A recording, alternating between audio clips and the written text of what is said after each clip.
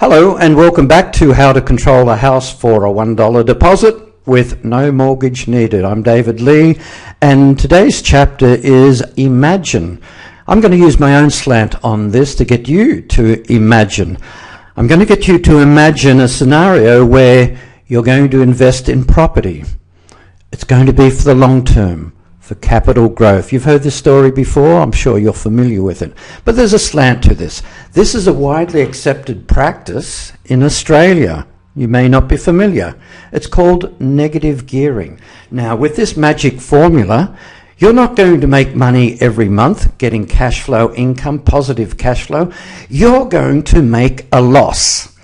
And the more loss that you make, well, the more you're going to be able to claim tax deductions. It's very popular.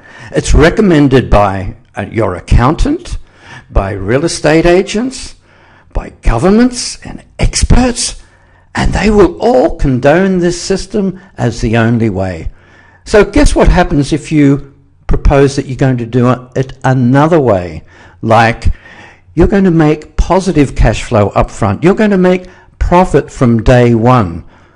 Do you think that you're going to get their attention? Is it something that governments really want you, the little guy, to get ahead in the world? Or they want to keep you under control?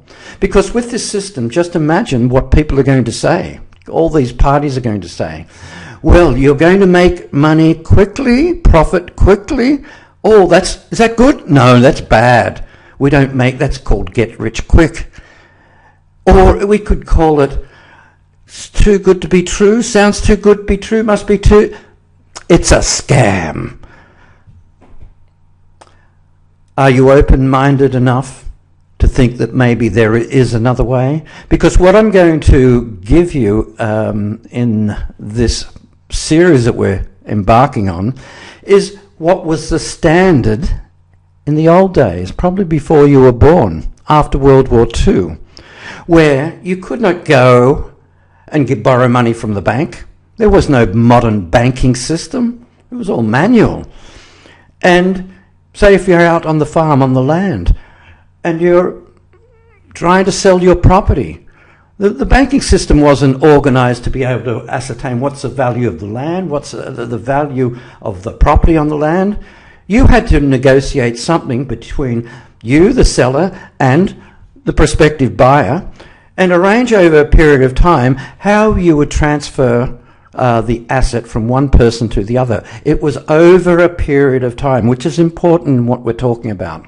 It could be that you were looking to get married, have your own home, and there was a lot of building going on at the time, but again, without the banks weren't lending on the land part, only on the housing part.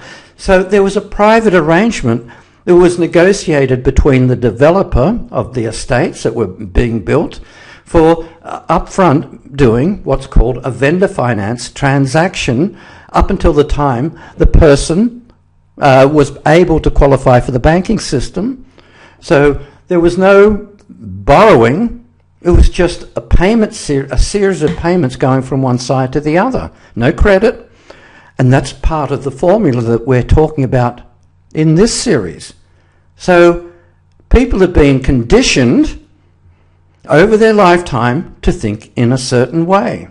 Another takeaway I want you to grasp up front is that we are not selling the house, buying the house all in one go. Just like with those two examples I gave you from the past, quite often we are looking to do a transaction that will take a period of time. It's not below market value.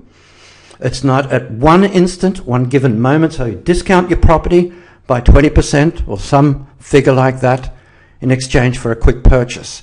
We're going to do it over a period of time, and hopefully the idea is that the seller will do better and you as the purchaser or the investor will also profit. You'll have less overheads, less costs, and so that is where there's a big difference between what we're doing.